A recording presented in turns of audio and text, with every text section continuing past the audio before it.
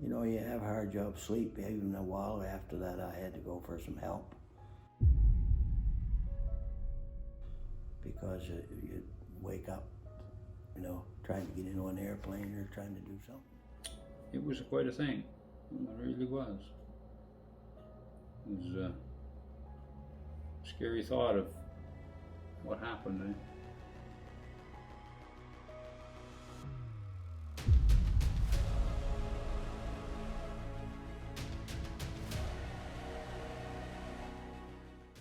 On the night of December 16th, 1997, at around midnight Atlantic time, Air Canada Flight 646 CFSKI that had departed from the Toronto Lester B. Pearson International Airport only 2 hours prior came into the Fredericton Airport landing strip.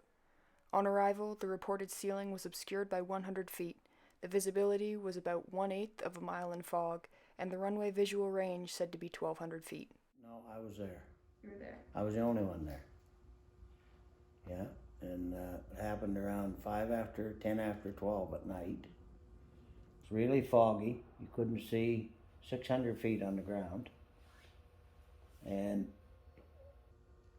I went out, the tower called me, asked me if I'd go out. He thinks, he didn't know it was on the ground or took off, but he wanted me to go look, see if I could see something. So I drove down the end of the runway, and there was a big hole there, and I looked all around there, and by this time, fireman had come back to work to get his gym clothes because he forgot them. He was going to be on 3 days off.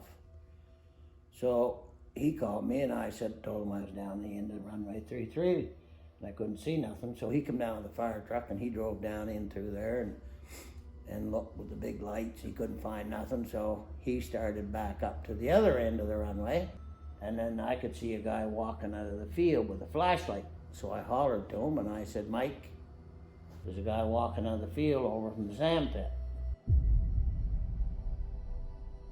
My name's Earl Pollock. I'm retired now from working. I left the airport quite a few years ago. At the time I was working there, I was building and mechanical maintenance supervisor. The night of the crash, I was abed. I went to bed and was asleep. Phone on the head of the bed rang, and just got the message. I said, "Hello, got the message. There's been a crash. Report to the airport." That was basically what the message was. So I had to get up, get dressed, and thought, what the blaze is going on? It was just really foggy. And they have to have 1,200 feet to land before the pilot's supposed to set it on the ground. Well, when I was out there, and before the flight come, I could only see 3 runway lights, and they were 200 feet apart, so that was only 600 feet. On descent, reaching about 35 feet, the captain assessed that the aircraft was not in a position to land safely and ordered the first officer who was flying the aircraft to go around. As the aircraft reached its go-around pitch altitude of about 10 degrees, the aircraft stalled aerodynamically, struck the runway, veered to the right, and then traveled, at full power and uncontrolled, about 2,100 feet from the first impact point, struck a large tree, and came to rest. For some reason or other, motors were still running full throttle. When it went to touch down, and it was in the wrong place to land on the runway, it was off to the side, kind of going on an angle, slight angle towards the runway. And they realized that they were off to the side, so he tried to abort, and when he did, the wing hit the runway, and that threw him out of kilter then, and he went sliding. It was so foggy that the runway is 200 feet wide, and I couldn't hardly see the light on the opposite side of the runway. The adrenaline is there, but you don't notice it as much as when they call you and say, "Well, Murray, we think he landed, but we don't know where he is, he's not responding." Because the pilot had his foot jammed, and then there's 2 people behind the tree come right in the door of the aircraft and put the first 2 seats back on the back 2 people. One guy the tree was wrapped around his legs, He was straddled the tree. We had that tree there for quite a long while. Do you remember that being there? Yeah. We had the tree, kept the tree, and it was about this big around, but it come right in the door of the airplane, just like you opened the door and brought the tree right in. So we had to cut the seats out to get them out. They were the last 4 or 5 people that were on there. They were jammed in between the seats. Eh? One of the people that was sitting right here where the tree was, I think he lost the leg in the end of it. He was pretty beat up. And the next day I couldn't get in the aircraft. I couldn't get up on it. That night I did, because of adrenaline. We both, Mike and I, get up on there and get in there and see what they needed. An evacuation was conducted. However, 7 passengers were trapped in the aircraft until rescued. Of the 39 passengers and 3 crew members, 9 were seriously injured and the rest received minor or no injuries. This picture here is a picture, an aerial picture of where the plane landed.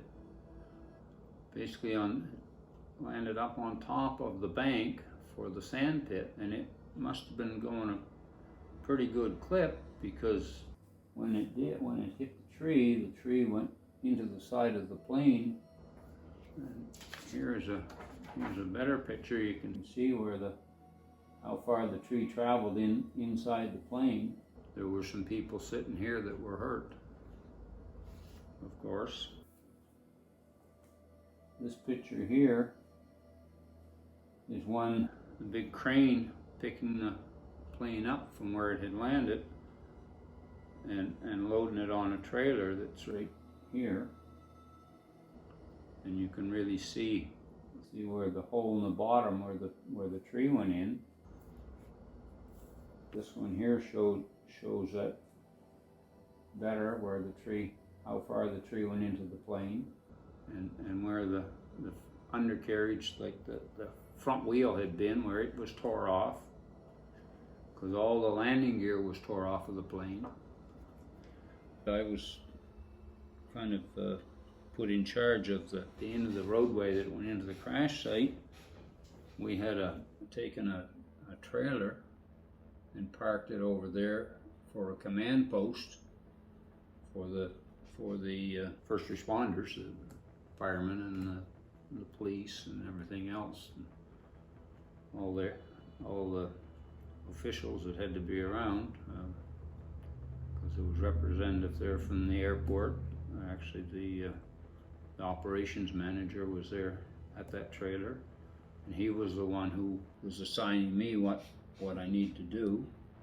Some vehicles wanted to tear off the runway and head down that road to the crash site when there wasn't room down there for it. There was only so much room for the fire trucks and ambulances and the police, and we just couldn't have everybody in there, you know. But it was quite an experience. It's something you don't get over overnight. Takes and I mean, you never forget anything about it. There were several injuries. I can't recall exactly how many, but there were several injuries. So, but it's no wonder, it's just a damn lucky thing that there wasn't more injuries, you know, because for the tree, or for the tree to go in that far into the plane, it must have been moving still pretty darn good pace, pretty good speed when it hit that tree for it to go in that far. And so you can imagine, like,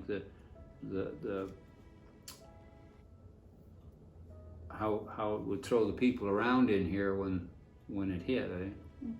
And when I got home at night and trying to unwind, all this stuff starts going through your head, you know.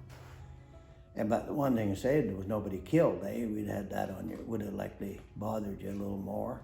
Once they took it down by the barn, where they was going to do their investigation, they basically tarped the whole thing, you know, so the people couldn't see it, you know. All it was just something tarped over. But it took about a year to get over that part of it. Every now and again, it wouldn't happen every night, but every now and again you'd get a little antsy, and wake up. But everything happens so quick that you do your training and you forget it. You know, it happens. It's okay. We're all done now. everybody's out of it, nobody killed, one guy got a leg broke, and, you know, everybody's good. I don't know.